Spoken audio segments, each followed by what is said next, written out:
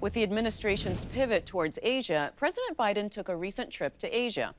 The goal was to rally Asian allies against China's rising influence. Phelim Kine is the D.C.-based China correspondent for Politico. Phelim, welcome to the program. Good morning. Thanks for having me. So you say in your article that Beijing is panicking. What about the president's trip is causing alarms among Chinese leadership? Well, you know, Biden's trip was really where the rubber meets the road in terms of his China strategy and his wider Indo-China strategy, which is all about building partnerships and allies in the region to counter China's growing economic, diplomatic, and military heft. And so to that regard, it was a raging success, because what happened is that he was able to get expressions of strong unity from the governments of South Korea, Japan, India, and Australia. And so this was something that the Chinese look at and realize that their ability to project increasingly aggressive projections across the Asia and the Indo-Pacific region are being challenged. So how did China react to that? China reacted in multiple ways. Essentially what they did is they sent out multiple messages from the foreign minister, from the Ministry of Foreign Affairs, basically saying that what the U.S. was doing was trying to restoke what they call Cold War mentalities. And we're trying to create what they call bloc antagonism. So a lot of these like standard sort of like threatening sort of phrases. But it was clear that the Chinese government sees this as a real threat to their ability to maintain this sort of outward projection of power that they've been able to build on over the last 30 years of really meteoric economic growth. So we usually talk about relations as far as U.S.-China or U.S. ally relationships, but how do they get along with each other? Well, it's complicated. So, you know, we have South Korea and Japan, which are longtime U.S. allies in the region. South Korea and Japan have a lot of historic tensions between each other related to disagreements over territory and sovereignty of certain islands. But also there are historic grievances linked to, for example, Japan's use of sexual slavery that affected thousands of Korean women during the Second World War. These are issues that are still front and center in terms of causing antagonism and tensions, which is something that the U.S. and President Biden needs to kind of step carefully around. He can't fix it, but what he can do is he can say, look, you guys need to fix these things in order for us to have a meaningful relationship vis-a-vis confronting China. So North Korea is continuing missile testing.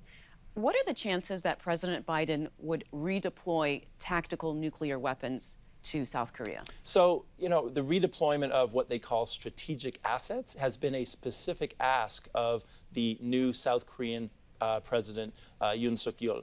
And the Biden administration hasn't said clearly yes or no to such redeployments, but they're clearly open to listening to it. So what I think we'll see in the coming months is we'll see some kind of redeployment or additional bolstering of, for example, non-nuclear capabilities, such as anti-missile systems, et cetera. But given North Korea's increasing and intensifying provocations, this idea of redeployment of tactical nuclear weapons on the South Korean peninsula is something that's now on the table. And you wouldn't have thought that 10 years ago. Well, speaking of North Korea's nuclear program, China really is the only country out there that has enough influence with them to get them to knock it off. Why won't they do that? Well, they have a complicated relationship. Obviously, you know, the Chinese have a saying that say the relationship between North Korea and China is the relationship between lips and teeth. So they see the North Koreans as being this reliable kind of pit bull in the region that they can sort of feed and tend and to a certain extent manipulate to their advantage. And Beijing would prefer that North Korea not be nuclear armed, but they are not going to bend over backwards to appease the Biden administration or any Western allies to dial that back in any type of way anytime soon. Let's go over to India, because they have not condemned Russia's invasion of Ukraine. They're still buying a lot of Russian oil. Where are they in the relationship between the U.S. and China? And how do they play into that? Yeah, so India is part of this informal geostrategic grouping called the Quad, which groups India, Japan, the U.S., and Australia.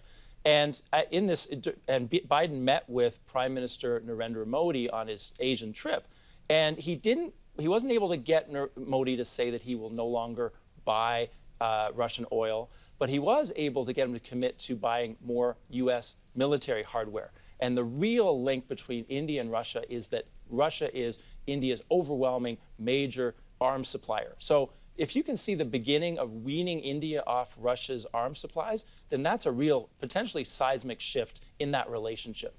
I know you've been watching China for a long time, and I just want to ask you, what are the chances of China attacking Taiwan, either in the near term or within the next 10 years? So I would say that there's a lot of rhetoric, heated rhetoric.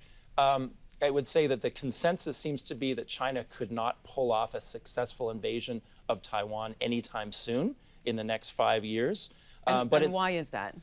Because what we're looking at is 100 miles of the Taiwan Strait, where you have to put together a massive naval invasion force that would be vulnerable to attacks from the air, from the sea.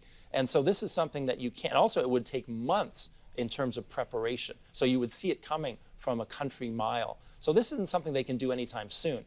Will they eventually try to do it? I mean, that's the open question. And what the Biden administration is saying is, we want to turn Taiwan into this impregnable porcupine that can defy any type of invasion attempt. All right, Phelim, thank you so much for coming in and for being on the program. My pleasure. Thank you so much. Thanks for watching. If you enjoyed the video, give it a thumbs up and subscribe to our channel so you don't miss out on any future Government Matters interviews.